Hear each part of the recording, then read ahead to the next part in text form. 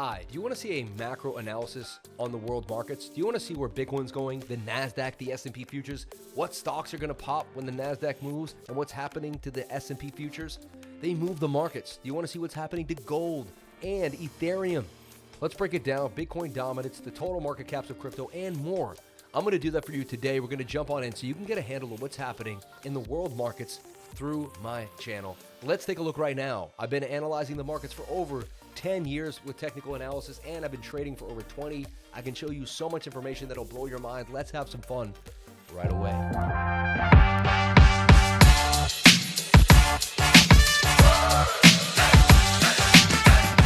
First thing we're going to do is we're going to start looking at BTC. All right. So here we are at Bitcoin, and we're going to look at Bitcoin on the weekly time frame and really zoom out, look at it all by itself, and look at price action.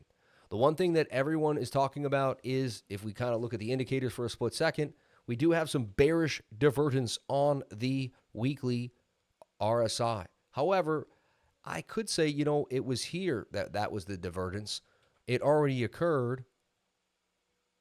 You see what I'm saying? Like, we could say, it already really actually occurred here. And when we look at it, that was the divergence. We're now in a separate set on our way to a new move further out. That's an open-minded theory there, but other people are saying, no, divergence for sure. I'm selling the top. This is a bear market. I wouldn't be so sure. I would not be so sure. I'm going to be looking at the support and resistance levels, because I've learned that no matter how strong your divergence is, it always is important to look at your support and resistance. Support and resistance, I believe, is the number one indicator, and then everything else kind of follows that. So right here, big two candles close right there at 104,463. That's going to be our level of contention. Now, if the weekly candle closes below that, I'd have to concede that we're going down to 102.5 and then possibly to 98,005. But until a weekly candle closes below 104,463, I just can't jump on the train that we're going to the downside. Even if the candles look strange, even if we get some bearish sentiment, to me, it's about that support or resistance. So right now, I'm looking for the weekly to close above 104,500, really 104,460. And if that happens, we can continue to move to the upside. Crazy indecision candle today. We had a bit of a pump, dump, back and forth. That's an indecision doji right now on the weekly. And here's your two scenarios. Your one scenario is you're going to make some type of falling wedge. If we slap on the moving averages, you're going to end up back at the 21-day moving average there. And if we slap on a fib, we're going to be possibly coming back down to the 618 at 99,008 and maybe even a wick down to 97,000. There's a lot of people saying we won't never go below 100K again. I'm open-minded that that's possible, but I'm also open-minded that anything is possible. So right now, the weekly, to me, looks like it's attempting to make some type of lateral flag, or it could bounce here back to the top of the channel, something like this. And as long as it can stay above 104,400, I see a measured move out of a flag. Now, this could take time, though. This could take some time. The 3-day chart has a little more insight. We're going to jump into that right now. So when we look at the 3-day, you can see right now we're possibly creating this idea right now here, like so. And we could be bouncing off this bottom trend line, making a beautiful flag that positions us up to $140,000 to $144,000 Bitcoin. This also, when you really look at it, starts to look like it could be a parabolic rising wedge that could break out parabolically the length of this pole here. And that would be just an insane move for Bitcoin all the way up to 160,000. There's a lot of FOMO for BTC right now, and to me, I can see the parabola. I can see the parabola beginning to form. I just wanted to show you what I mean here, but the parabola is really starting to form. And I've seen this many times before, and I could see this just really boom, boom, and possibly wave 1, wave 2, wave 3, wave 4, wave 5 blow off top somewhere up at $200,000. So Bitcoin's still looking pretty good and looking like it's going to continue to pump. Oversold on the 3-day. I like what I'm seeing. The daily looks a little bearish. It's overbought and pointing down. What we're going to want to see is how bad the daily decides to reset. So we're looking for a daily reset, but how bad will it be? Small time frames like the 4-hour and the 1-hour are suggesting some type of bounce here. So in the next, basically this weekend, you're going to want to see if the 4-hour can give us a bounce back to the top of the channel. If the daily decides to close below 104, back to 103.8, it's going to test 100,000 and then possibly go down to this point of control at 97K. So that's on the board. But right now I'm leaning further towards this bounce here They induce all the shorts, right? Get everyone to short this head and shoulder, get a bunch of liquidity up here. We get a bounce, we get tight, and then we flush the shorts. Bookmap also suggests that there's more liquidity up at 110,000 after today's and after yesterday's dump. So I'm more bullish than bearish on Bitcoin. What do I see happening is possibly a little bit of a dip, but consolidation. When we get back next week, we're probably here towards the end of this channel, about to break out. And that's going to be on the 20th of June. Then I like to look at the total market cap in all of cryptocurrency. It just kind of gives me a handle of what's happening too. And see, we had this idea, this cup and handle, and it broke out. It looked nice. But now we kind of have this same idea, this head and shoulder starting to show, right? Shoulder, head, right shoulder. I say this is the shoulder, that's the head, that was the right shoulder. We already defined it. We're actually on a new pattern, but you know, other people were kind of stuck on the idea that that's a head and shoulder. So it's the exact same story here. And cup and handles don't always have to have a downward handle. I've seen cup and handles have a bull pennant, right? It can be, you know, that's the handle right there. So I'm still bullish on Bitcoin breaking out of the cup and handle, consolidating tight. It just, you know, anything is possible. If we do lose this level, I'll have to concede that we'll bounce down to the daily 200 on total. So we got to get a bounce here. And so we're watching the 4 hour, the 1 hour for Bitcoin. And that's really going to show whether the total market cap bounces too as well. We get that bounce, we get tight. Looks like it could take 5 to 7 days.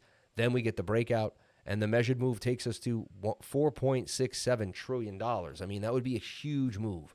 We would go from where we're at right now, at the total market cap at about 3.24 trillion all the way up a whole $1 trillion and some. So I'm looking for this move to the upside. I'm a little more bullish than bearish. Next week we should be sideways or having already broken out. I like to look at total 3. It's the entire market cap of all the altcoins excluding Bitcoin and Ethereum.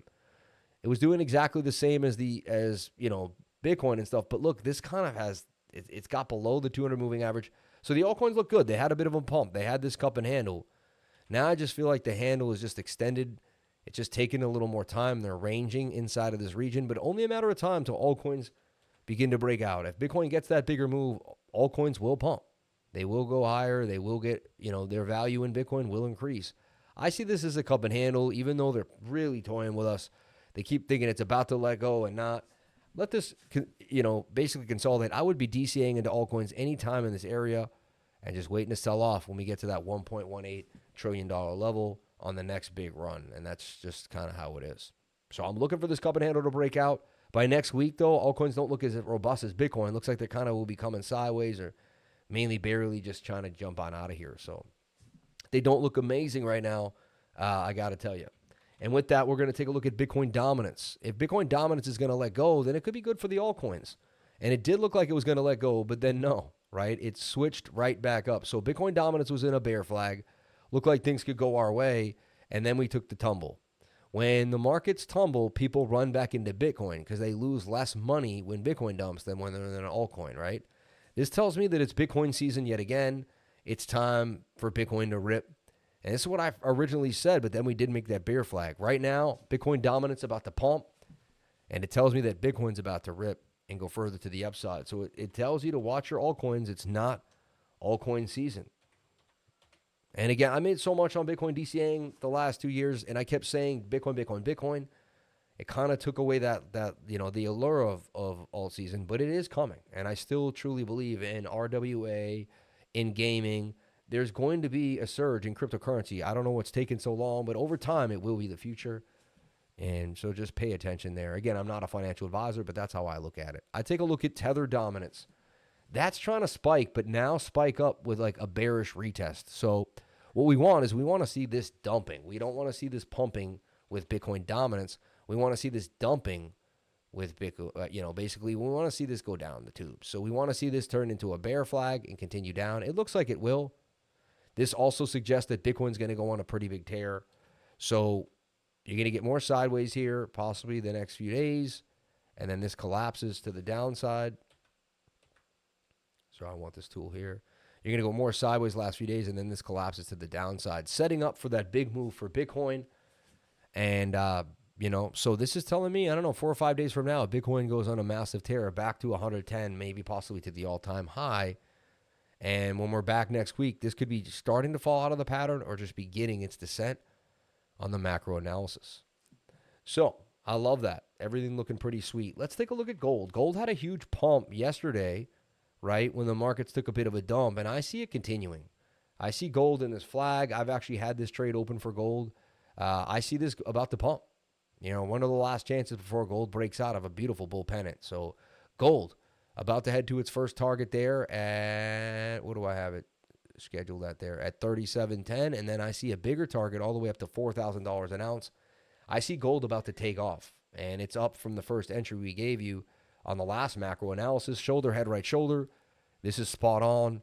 I see gold headed to 37 and then to $4,000. Track me on this one. Gold, baby, gold. Then we're going to take a look at the S&P futures and see what's happening on the S&P. Last week I said we should be getting a breakout. This should be starting to make a move to the upside, and it did. It started to make a move, but then we got a little tight inside the channel. I'm still long on the S&P. Nothing has changed. It's actually raised the target now because the trajectory of the pattern is higher than it was before. And this suggests that we can go all the way to 64.47. And then the bigger length is the whole length of this pole here, right, out of the flag to the upside. And that puts us somewhere at about $7,000 S&P. So I'm bullish. Money printer coming. They're going to continue to print this money. I see a move happening to the upside. I wouldn't get too stuck on this Israel-Iran stuff. Just focus on the charts. Take advantage. I see a big move coming not too long from now. We're a little overbought on the daily, I'll tell you that. And even the 3 days, too, a little overbought. I'd see sideways price action to fend off the bears. We might get a dip. What could happen is we might get a dip down here. It turns into an inverted head and shoulder, and then we get on out of here. But I see 4 or 5 months from now, I don't see how the S&P is not higher than it is. Let's take a look at the NASDAQ, the nasty Nas. I've been trading it on BTCC. You can trade the nasty Nas on BTCC, and I've been nailing my trades. My scalps have been going very well. I'm 7 for 8 scalping the NASDAQ. I've only lost one trade trading the NASDAQ, so bang. You can see right here, it's the same rising wedge that we're looking at in the S&P. Same idea here. I see a big move coming. I say when we're here next week, the NASDAQ is higher than it is. Haven't broken out of this already, and it's somewhere up in here. I see a big move coming for the NASDAQ. Then Ethereum. Is it altcoin season? Ethereum had a bit of a move. Everything looked good. What now? So Ethereum just got above its 200-day moving average, or 200 weekly moving average on the week, right? The 200 period moving average on the week. It's good. It's a bit of a shoulder, head, right shoulder, and it's hitting. But you can see all the sell pressure right now. It's like people want Bitcoin more than ever, and it's creating some type of frenzy here for ETH. We do have this trend line. ETH is back inside. And to me, this is the pattern that we'll be looking at, and I'd like to see us break back to the top of the pattern. That's what we're wanting to see. We go to the 3-day chart. Ethereum looked great, but it got rejected by the 200 moving average here. So what I'm looking at is I would start to flag Ethereum out like this. Look for that 21 to come to price and look for Ethereum to break out. So I'm looking for Ethereum to consolidate. The whole market looks like sideways price action from Bitcoin to ETH to everything. So we're looking for this tightness, 21 catches, and then boom. We get to move further to the upside here for Ethereum. So I like ETH. And then you want to look at ETHBTC. And if ETHBTC, we want to make sure this is staying strong and ETH is going to beat up against Bitcoin, right? So we want to watch this flag. And again, we're in this consolidation. I have faith this flag will break out. That was your bottom. And then alt season will continue. So last few chances of sideways price action while things get in order. But Ethereum still looks like it could build and get a big move to the upside. That is your macro technical analysis video. One last thing I also want to do is the DXY, just to take a look at what's happening to the dollar. The dollar should be collapsing further to the downside. The last time we talked about it, we said it was in a descending triangle there on the daily that was going to break down. So far, that exactly happened, and then it bearishly retested. We showed this shoulder, head, right shoulder, the bear flag. I see the dollar continuing to drop, okay? And, as the dollar continues to go down, prices will go up and inflation will increase. If the dollar continues to lose value, if they continue to print money, it doesn't matter what Jerome Powell does. It doesn't matter what the Fed does because prices will go up if you print money. That's it. It has to get absorbed somewhere. If there's only $10 in the world and milk is $1, and then you print another $10, right? And now milk is worth $2 because that dollar's not worth what it used to be. When you keep adding more money into circulation, you lower the value of the individual dollar. Don't you understand? So that's why Bitcoin is strong. One Satoshi is always another Satoshi. They never add more to the supply. It's a big difference between the entire Ponzi scheme we live in now. Look at this too. I see, look at this right now on the DXY. A complex head and shoulder there and the descending triangle. So it just bearishness all around for the DXY. There's your neckline. You grab your path tool, and you can see that we have a shoulder, head, shoulder, and that's going to break you further to the downside. That measure moves 94. We break 100, it's a wrap. We already did, actually. That's psychological when you break 100 for the dollar index. And head and shoulders everywhere, shoulder, head, shoulder there. I see more downside for the DXY. That's got to raise the price of Bitcoin. Bitcoin's not price, Bitcoin's Bitcoin, and then the dollar goes down. Bitcoin's going to go up in value as far as I'm concerned. So they're playing with the price action and there's manipulation, but I can see the value in things, and I see Bitcoin continuing to gain value over time. Thank you so much for watching. I can't wait to see you on my next video. Please comment, like, and subscribe, and please leave a comment. I love reading the comments. I can't wait to see you on my next video. Jump into the live, comment. It'll be awesome. Crypto is life.